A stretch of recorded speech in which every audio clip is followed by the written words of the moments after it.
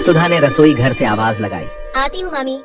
और सुधा भागी हुई सी रसोई घर से निकलकर सुनैना जी के पास आई। क्या बात है मामी, आपने मुझे क्यों पुकारा?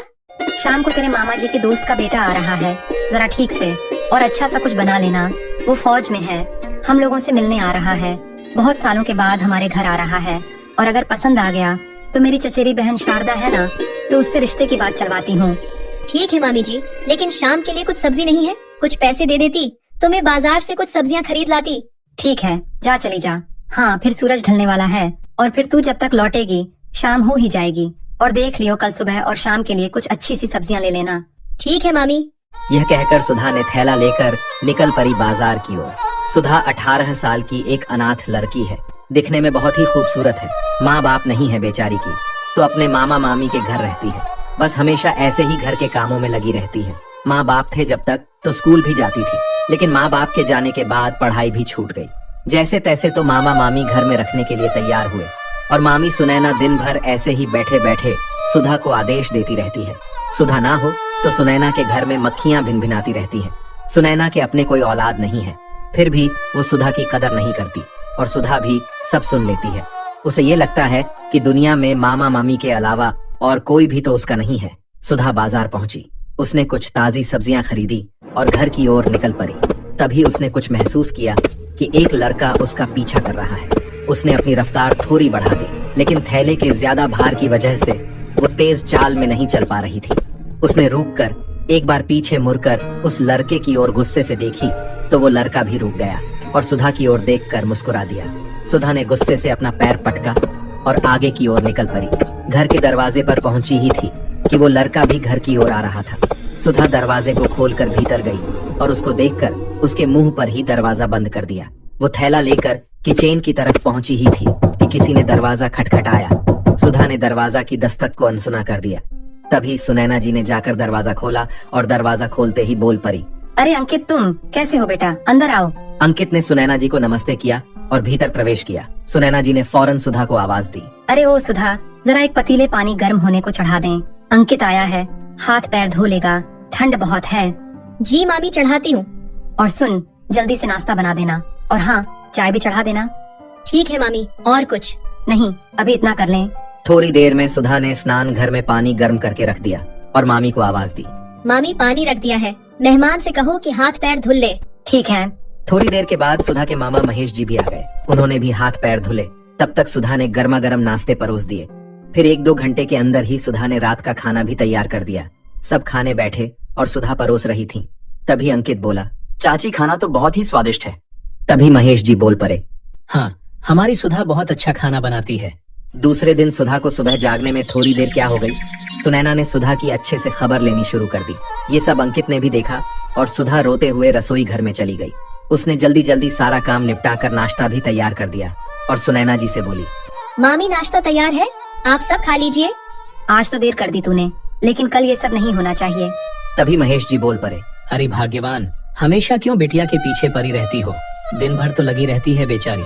एक दिन देर हो भी गई जागने में तो कौन सा आसमान टूट पड़ा। हाँ हाँ बिगाड़ो, मुझे क्या, पराए घर जाएंगी तो तुम वहाँ भी पैरवी करने चले जाना। नहीं, मैं तो सिर्फ इतना कह रहा हूँ कि छोटी सी जान सारा दिन घर संभालती है, कभी कभार कोई गलती हो भी गई तो नजरअंदाज कर दिया करो। हाँ ठीक है, तो पहले नाश्ता कर लो। जब तक सुधा सबके लिए नाश्ता बना दिया, सबने नाश्ता किया और अपने अपने काम में लग गए। फिर सुधा बर्तन मांजने चली गई। वहीं कुर्सी पर बैठकर अंकित अखबार देख रहा था। अखबार तो एक बहाना था, वो तो चुपके चुपके नजर बचाकर सुधा को देख रहा था। एकाएक सुधा ने बर्तन मांजते हुए अंकित और ध्यान दिया। सुधा ने देखा कि अंकित उसे ही देख रहा है। उसने जल्दी जल्दी अपना काम खत्म किया और अंदर चली गई। सुधा को अंकित का ऐसे देखना अच्छा नहीं लगा, लेकिन वो कुछ कहती भी तो किससे।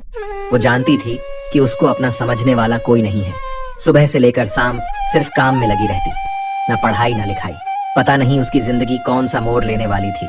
उसके लिए तो सालों से कुछ भी नया नहीं था। वहीं रोज का काम सुबह से शाम तक और मामी की झिड़की, बस यही बचा था उसके जीवन में। सुख के दिन तो जैसे कभी देखी ही नहीं थी बेचारी ने। यही सोचते सोचते कब उसकी आंख लग गई उसे पता ही नहीं चला। शाम होने को आई थी, तभी सुनैना जी को शाम की चाय की तलब लगी। उसने फिर सुधा को पुकारी, अरे ओ सुधा, शाम की चाय नसीब होगी या नहीं? महारानी कब तक ऐसे ही सोती रहेगी?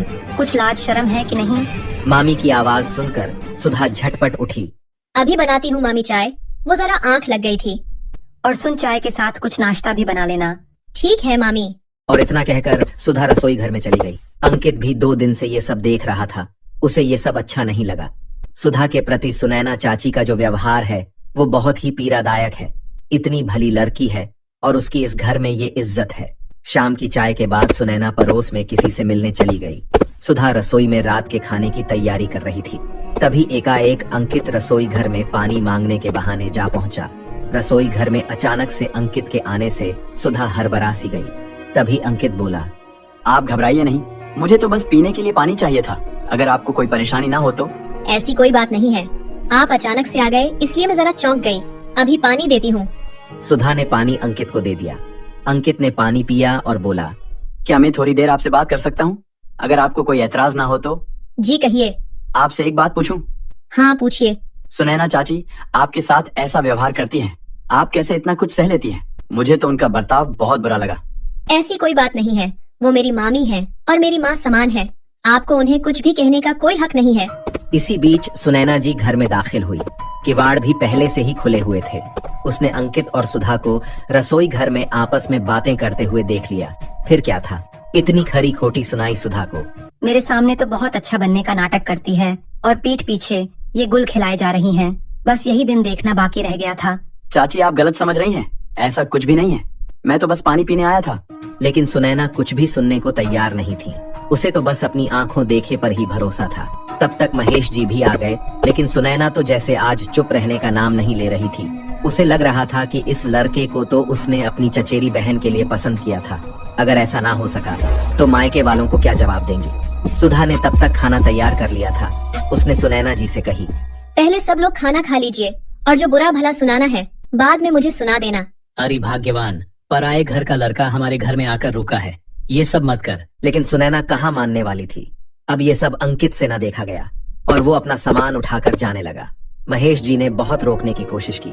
ऐसे रूठ कर मत जाओ, खाना बन चुका है, खाना खाकर जाते। वहाँ दोस्त के सामने मेरी क्या इज्जत रह जाएगी। अंकित ने दोनों हाथ जोड़कर महेश जी से माफी मांगी और एक झलक सुधा की ओर देखकर घर से उसी समय निकल गया। महेश जी ने सुनैना से कहा, ये तुमने अच्छा नहीं किया। बच्चे का बहुत दिल दुखाया है तुमने। बिना सोचे समझे कुछ भी मत बोला करो। हाँ हाँ, मैंने ही तो दुनिया जहान का ठेका ले रखा है, दिल न दुखाने का। मैं ही तो सबसे बुरी हूँ। इतना सब होने के बाद उस रात किसी ने भी खाना नहीं खाया और उधर सुधा ने भी रो रो कर अपना हाल बेहाल कर लिया था। बस अपनी किस्मत को कोसे जा रही थी कि आखिर वो पैदा ही क्यों हुई।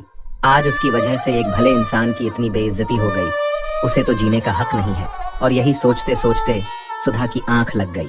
दूसरे दिन सब वैसे ही अन्य दिनों की तरह ही चल रहा था। तभी सुबह सुबह दरवाजे पर कोई दस्तक हुई। महेश ने दरवाजा खोला और देखते हैं कि उनके मित्र ब्रिजेश जी खड़े थे। महेश जी ने उनसे तुरंत हाथ जोड़कर माफी मांगी। कल रात को जो उनके बेटे के साथ सुनैना ने बर्ताव किया था। ब्रिजेश जी मुस्कुराकर बोले, कोई बात नहीं मित्र, मुझे अंकित ने सब बता दिया है। मैं तो यहाँ रिश्ते की बात करने आया था। मैं चाहता हूँ कि सुधा और अंकित की शादी हो जाए। ये तो बहुत अच्छी बात है कि आपने हमारी सुधा को अपने घर के काबिल समझा और अंकित हमारी सुधा से ब्याह करने को तैयार है। एक अनाथ लड़की को एक अच्छा ससुराल मिल जाए और मुझे क्या चाहिए। इतने में सुनैना भी बाहर आ गई और टुनक कर बोली, ये शादी इस घर से नहीं होगी, चाहे जो करो, और मैं एक भी फूटी कौड़ी इस शादी में नहीं खर्च करने दूंगी। ये कैसी बातें कर रही हैं भाभी जी? सुधा भी तो आपकी बेटी के समान है। ऐसी बेटी बड़े भाग्य से मिलती है। कृपया ऐसी बातें ना करें उसके बारे में। अरे भाग्यवान, कुछ तो भगवान से डर। ऊपर जाकर क्या मुंह दिखाएगी। पाप पुण्य भी तो कुछ होता है। तू तो अपने अहम में लगता है सब कुछ भूल गई। रहने दो जी, ये पाप पुण्य का अंतर मुझको मत समझाओ। मैंने जो कह दिया सो कह दिया। और सुनैना के आगे महेश जी की एक भी ना चल सकी। सुनैना के मना करने पर महेश और ब्रिजेश ने आपस में कुछ सलाह मशवरा किया कि ये शादी तो होगी, लेकिन अब ये शादी मंदिर से होगी।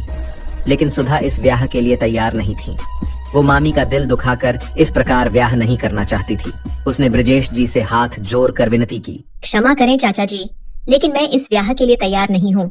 इस तरह तो कभी नहीं। जहाँ बड़ों का दिल दुखे, वो जैसी भी है मेरी मामी है। इतने साल से वो मुझे अपने साथ रख रही हैं। जिस दिन मामी इस ब्याह के लिए राजी हो जाएगी, उस दिन मैं यह ब्याह कर लूंगी। बहुत ही भाग्यशाली थी तुम्हारी माँ जो ऐसी बेटी को जन्म दिया। तेरी जैसी बेटी भगवान सबको दे। तू हमेशा खुश रहे। तू जो चाहे तुझे मिले। जब से अंकित की माँ छोड़ कर गई है, घर की तो जैसे रौनक ही चली गई है। मुझे लगा था कि तेरे आने से मेरे घर के सूने आंगन में फिर से चहल पहल हो जाएगी। खैर कोई बात नहीं, जैसी तेरी मर्जी। बस अंकित को समझाने में थोड़ी मुश्किल होगी, लेकिन कोई बात नहीं, मैं समझा लूंगा। वैसे मेरा अंकित बहुत समझदार है। और ब्रजेश जी हाथ जोड़कर महेश जी को नमस्ते करके दुखी मन से चले गए। इधर सुधा भी उलझन में थी। उसे समझ नहीं आ रहा था कि उसने ठीक किया या गलत। आखिर उस भले इंसान का क्या दोष है? मेरी वजह से आज फिर दूसरी बार उसका अपमान हो गया। ब्याह ही तो करना चाहता था वो मुझसे। आखिर मैं करती भी क्या? उस समय मुझे जैसा उचित लगा सो मैंने किया। और फिर 2 दिन की पहचान से कोई शादी के लिए हाथ होरे ही कर देता है। मैं उससे प्यार भी तो नहीं करती, पसंद भी नहीं करती। सुनैना भी एक तरफ मुंह फुलाकर बैठी थी। सुधा ने नाश्ता बनाया और परोसकर मामा मामी के पास ले जाकर बोली, मामी छोरो भी, कब तक ऐसे गुस्सा होकर बैठी रहोगी? लो नाश्ता कर लो। और हाँ, ये कभी मत सोचना कि मैं तुम्हारी खुशी के खिलाफ जाकर कुछ भी करूंगी। शादी तो बहुत दूर की बात है। इतना कहकर सुधा रसोई घर में चली गई। सुधा की बात सुनकर महेश जी की आंखें नम हो गईं। उन्होंने मन में सोचा, कितनी भली बिटिया है, कितनी मासूम और दिल की साफ है। और एक ये सुनैना है जो कभी भी इसका मन को नहीं पढ़ पाई। कितनी निष्ठुर और कितनी निर्मोही है। फिर महेश जी सुनैना से बोले, अरे भाग्यवान, नाश्ता कर लें। कितनी भली लड़की है, तेरी मर्जी के खिलाफ कोई काम नहीं करती। इस पर थोड़ी ममता बरसा दे। एक बार तो कह दे कि खुश रहो। अब रहने भी दो ये ज्ञान की बातें। तुम्हारा उपदेश खत्म हो गया हो तो नाश्ता कर लूं। तुझे समझाना तो पत्थर पर सर फोड़ने के बराबर है। तू कभी नहीं समझेगी, चाहे तेरे लिए कोई जान भी दे दे। उधर ब्रजेश जी ने घर पहुंचकर सारी बात अंकित से कह दी। कोई बात नहीं बाबूजी, मैं सुधा से ब्याह तब तक नहीं करूंगा जब तक वो हाँ नहीं करेंगी। इससे पहले मुझे उसका दिल जीतना होगा, उसे भरोसा दिलाना होगा कि मैं जीवन भर उसका साथ निभा सकता हूँ। सुधा की जिंदगी रोजमर्रा की तरह फिर से पटरी पर चल पड़ी थी। सुबह शाम का वही काम और फिर शाम को बाजार जाकर सब्जियां लाना, फिर खाना पकाना। लेकिन उस रोज वो सब्जी लेने पहुंची तो क्या देखती है कि अंकित उसका इंतजार करता हुआ बाजार में खड़ा है। सुधा ने अंकित को देखा तो जरा सी घबरा गई। सर नीचे की ओर झुकाकर बगल से निकली जा रही थी। तभी अंकित ने आवाज दी, सुधा जी, मुझे आपसे कुछ जरूरी बात करनी है। लेकिन मुझे आपसे कोई बात नहीं करनी। ऐसा कहकर सुधा तेज कदमों के साथ जाने लगी। फिर भी अंकित सुधा के पीछे पीछे आने लगा। सुधा को बहुत गुस्सा आया। उसने अंकित से कहा, आप ऐसा क्यों कर रहे हैं? इतना सब कुछ तो हो चुका है, और क्या बचा है? क्यों मेरा पीछा कर रहे हैं? आपको पता है कि मैं आपको पसंद ही नहीं करती, फिर भी। इतना सुनने के बाद अंकित थोड़े देर के लिए चुप सा रह गया और फिर कुछ सोचकर बोला, अच्छा तो ये बात है, आप मुझे पसंद ही नहीं करती। माफ कीजिए, आज के बाद मैं कभी भी आपके पीछे नहीं आऊंगा। ये बात मुझे पता ही नहीं थी। मुझे लगा था कि मेरी तरह आप भी मुझे पसंद करती हैं। और अंकित मायूस होकर चला गया। सुधा ने इतना सब अंकित से कह तो दिया था, लेकिन अब उसे बहुत अफसोस हो रहा था कि गुस्से में इतना भला बुरा नहीं बोलना चाहिए था। कितना बुरा लगा होगा बेचारे को। सुधा घर आई और रसोई घर में आई और खाना पकाने लगी। फिर पता नहीं क्यों उसका जी भर आया और अपना सर घुटनों पर झुकाकर फूट फूट कर रो पड़ी। इतने में उसे बाहर महेश जी की आवाज सुनाई दी। उसने सोचा, लगता है मामा जी आ गए, और फौरन अपने आंसू पोंछकर अपने काम में लग गई। महेश जी रसोई घर में आए और सुधा से आकर बोले, अंकित मिला था। मैंने पूछा, कुछ काम था बेटा? किस लिए आए थे? बोला, सुधा से कुछ सवालों के जवाब चाहिए थे जो मिल गए। अब मैं कभी भी यहाँ नहीं आऊंगा। फिर मैंने पूछा, ऐसा क्या हो गया बेटा? तो बोला, जब सुधा मुझे पसंद ही नहीं करती तो फिर कोई सवाल ही नहीं रह जाता उत्तर पाने के लिए। मैं तो इस आशा से आया था कि जिस तरह मैं उसे पसंद करता हूँ शायद वो भी मुझे पसंद करती हैं। लेकिन मुझे आज अपने सवाल का जवाब मिल गया।